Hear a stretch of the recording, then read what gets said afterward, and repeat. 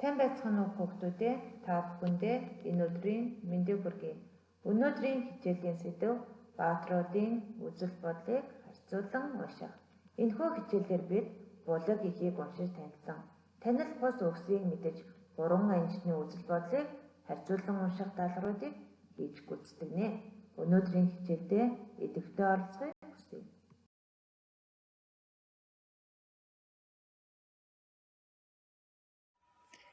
Энэхүү хичээлийн зорилго нь эхийг уншиж баатруудын үзэл бодлыг харьцуулах. Зорилготой хүрэхийн тулд булаг эхийг унших, танил бус үгсийг тайлбарлах, баатруудын үзэл бодлыг тэмдэглэх, харьцуулах, баттгах гэсэн 4 зорилтын дагуу өнөөдрийн хичээлээ мэдэж авах болно. Зорилтоо тэмдэглэж аваарай. Бүгдээрээ хамтдаа эхээ уншицгаая. Булаг. 3 аянчин нэгэн булгийн дэргэд очтол надаас үлгэр жишээ ав гэсэн бичиг байхыг үзжээ. Тэд ямар учиртай бичиг болохыг өөрийнхөөрөө тайлбарлаж гин. Эхний хүн гол горих энэ булгаас их авч өргөн хөндөгөөр урсахдаа бусад голтой нэгцээр их мөрөн болдог. Тийм учраас хэрэг баян болъё гэж бодож байвал тасралтгүй ажил хэмээн сургаж байна гэв. 2 дахь хүн энэ бичиг өөр санааг илэрхийлж байна. Булгийн ус ирсэн бүхний цангааг тайлдаг. Тэгэхээр хүнд тустай зүйл хийж бай гэж хэлж байна гэв. 3 дахь аянчин бид усыг хамгийн цэвэр тунгалаг булгаас нь уудаг. Булангартай усыг хүн байтугай амьтан ч уудаггүй биз дээ. Тэгэхээр надаас жишээ авч сэтгэлдээ булангаргүй, сэтгэлээ цэвэр ариун байлгах гэж байгаа юм шүү гэжээ. Болгарын хүүхдийн зохиолч Елен Пелен.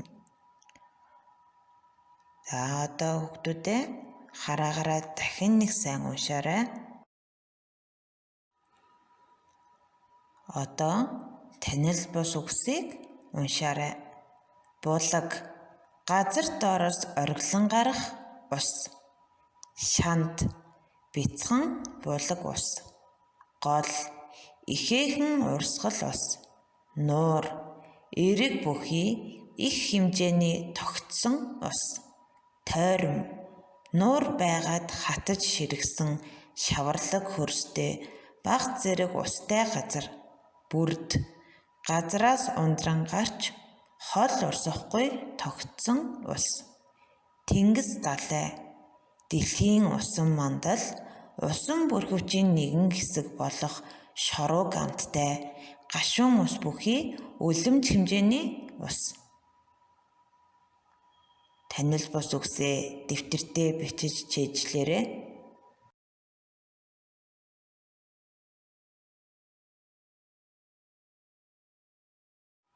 Сая бүгдээрээ булаг эхийг уншиж танилцсан.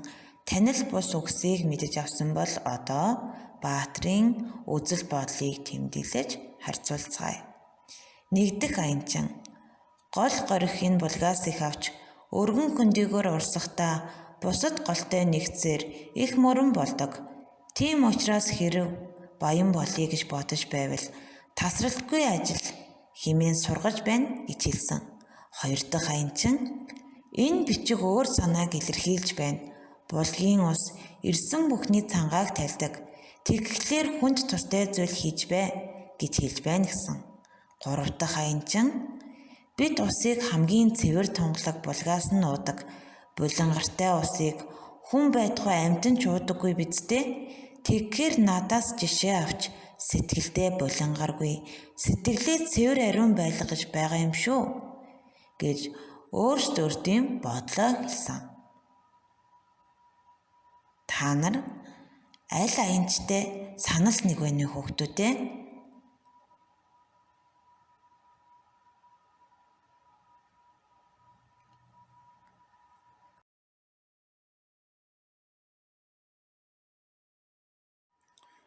Гурван аянчин аялж яваад нэгэн булаг дээр очиход надаас үлгэр жишээ ав гэсэн бичиг байсан. Тэрхүү бичгийг харж 3 аянчин өөрсдийн үзэл бодлоо тайлбарлаж хэлсэн. Тэгвэл нэгдэх аянчны хэлэх гэсэн санаа бол тасралтгүй ажиллах ёстой. Тэгвэл баян болж чадна гэсэн. Харин 2 дахь аянчин хүнд туртай зүйл хийжвэ. Тэгвэл чамд буцаж хариу нэрнэ гэсэн санаа ойлгож авсан бол 3 дахь аянчин сэтгэлдээ булангаргүй, сэтгэлээ цэвэр ариун байлгаж бусдад муу санах хэрэггүй гэсэн санааг ойлгож тайлбарласан. Та нарын үзэл бодол аль нэтийн тохирч байна уу хүүхдүүдээ? Надаас үлгэр жишээ ав гэсэн энэ үгийг хараад та нарт юу бодогдож байна вэ? Баатруудын үзэл бодол өөр байгааг харж байна уу хүүхдүүдээ? Дэвтэртээ тэмдэглэж аваарай. 3 аянчин аялж яваад нэгэн булаг дээр очиход надаас үлгэр жишээ ав гэсэн бичиг байсан. Тэрхүү бичгийг харж 3 аянчин өөрсдийн бодлороо тайлбарласан. Тэгвэл 3 баатрын гадаад төрх хүсэл мөрөөдөл, зан чанар тэдний үзэл бодлыг илэрхийлж чадах болов уу? Гадаад төрхийг илэрхийлэхийн тулд ямар асуулт тавих вэ хүүхдүүдээ? Ямар гэсэн асуулт тавина? Ямар үстэй, ямар нүртэй, ямар хувцас өмссөн, ямар гэсэн асуултанд гадаад төрх нь илэрхийлэгдэнэ.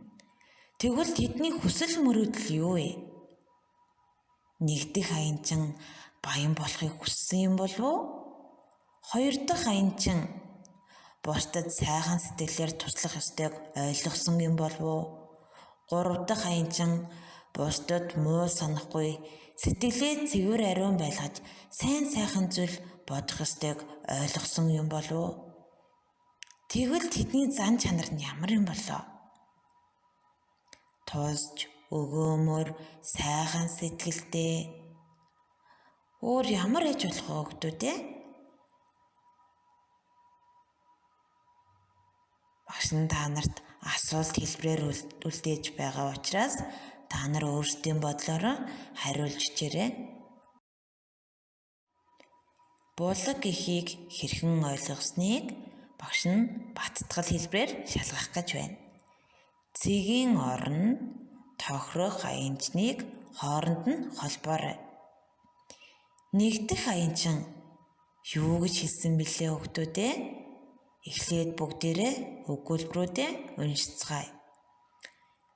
Аянчин хэн нэгэнд туслах хүсэлтэй байж магадгүй. Сайн сурч, залхууралгүй хөдөлмөрлөж, сайхан амьдралд хүрэх мөрөөдөлтэй байх. Муу санаатай зангаа засаж, сайхан сэтгэлтэй болохыг хүссэн байж магадгүй.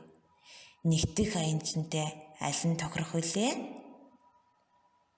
Сайн байна хүүхдүүдээ. Нэгдэх аянчин сайн сурч, залхууралгүй хөдөлмөрлөж, сайхан амьдралд хүрэх мөрөөдөлтэй байсан. Тэгвэл 2 дахь аянчин хэн нэгэнд туслах хүсэлтэй байж магадгүй. 3 дахь аянчин муу санаатай зангаа засаж, сайхан сэтгэлтэй болохыг хүссэн байж магадгүй. Маш сайн байна хүүхдүүдээ. Өгүүлбэрүүдээ дэвтэртээ тэмдэглэж аваарай. Гэрийн даалгаварт надаас үлгэр жишээ ав гэсэн бичгийг уншаад та нарт ямар бодол төрсөн бэ? 30 үгэнд багтаан хариулан бичээрэй. Магадгүй та нарын бодол энэхүү 3 аянчинтай таарсан байж магадгүй. Эсвэл өөрчилж магадгүй. Бусдын үзэл бодол заавал хоорондоо таарах албагүй шүү дээ. Хүн болгон өөр өөрийн үзэл бодолтой байдаг. Гэрийн даалгавраа тэмдэглэж аваарай хүүхдүүдээ.